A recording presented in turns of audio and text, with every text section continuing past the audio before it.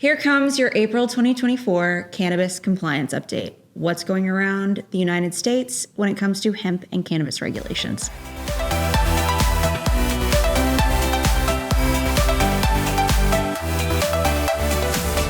Hey, I'm Morgan Davis. I'm a business attorney based in Raleigh, North Carolina, focusing on cannabis and wellness.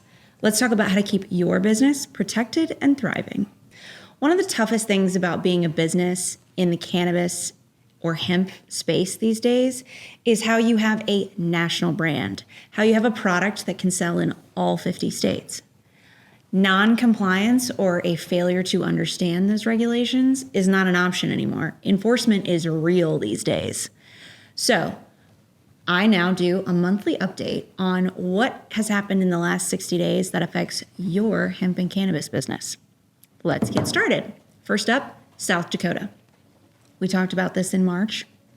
South Dakota did, in fact, pass a law, and as of March 26th, any product that is made from having been chemically altered or converted now contains a chemically derived cannabinoid, and those are banned. It's a very broad definition. There are two carve-outs, one for those produced by decarboxylation from a naturally occurring cannabinoid acid without the use of a chemical catalyst. Very important to remember that part. And then non-psychoactive cannabinoids and topical products.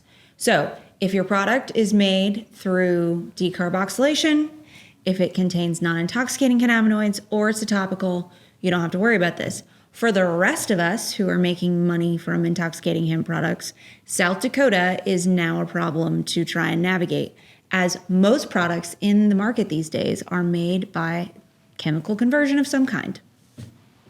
Wyoming, in March of 2024, also passed their own ban on synthetic cannabinoids, though their ban actually goes further than that of South Dakota, in that it bans not only synthetic cannabinoids, but it also bans all psychoactive substances.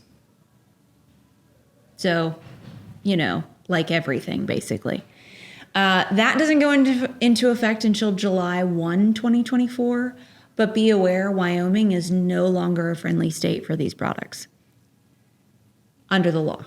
How it's enforced, we'll see. But the law indicates not a happy place to go. Florida, we talked about this bill that was really going to change the Florida industry. Florida is a huge market for intoxicating hemp products or consumable hemp products.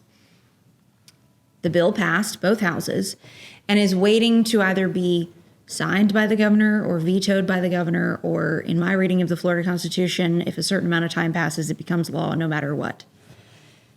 So what does it say? It adds in some new label requirements. It adds in new packaging requirements.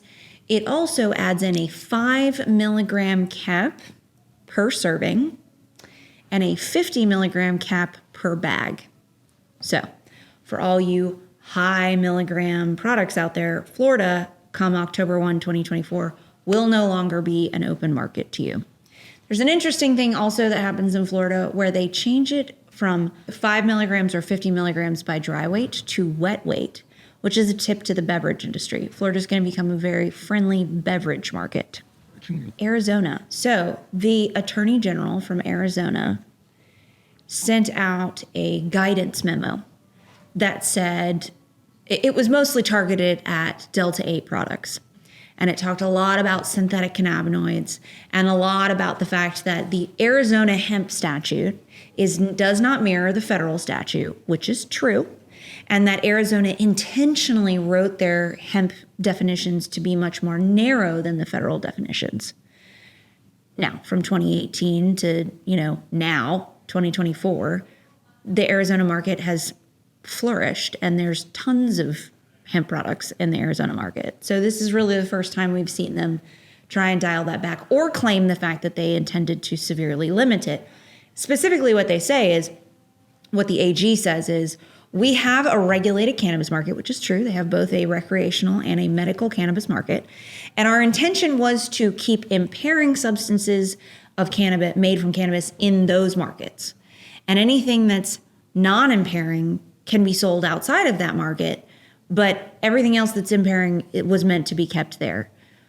Again, the biggest thrust of the letter is aimed at Delta 8 and other synthetics, But if you read it word for word, it's extremely broad and basically says all intoxicating hemp products are not allowed, are prohibited under current Arizona law. We'll see how that's enforced. We'll see if the AG's letter comes to anything. But if you're operating in Arizona, and lots of us are because it's a huge market, be aware of this and keep an eye out for whether or not law enforcement picks this up and starts enforcing it themselves. Now, that being said, the AG does leave the door open for the regulated market to sell these products.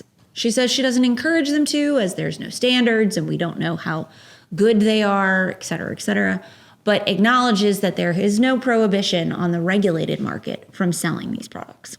There is also proposed legislation in Arizona right now that would make hemp-derived manufactured cannabinoids, that is the term, hemp-derived manufactured cannabinoids, it's a mouthful, a controlled substance under Arizona's Controlled Substances Act. So basically, it would take all these manufactured cannabinoids that we're familiar with, Delta 8, Delta 9, Delta 10, HHC, THC in general, THC acetate, on and on and on, and it would make them controlled substances. Again, necessitating that the only place they can be sold is in the market that's regulated by the Board of Pharmacy, which would be either the medical market and or the recreational market. That bill has not passed, but it is proposed, so keep your eyes out. Georgia passed SB 494, Senate Bill 494. Big thing in Georgia, another huge market that's going to change significantly. Now, part of this goes into effect July 1.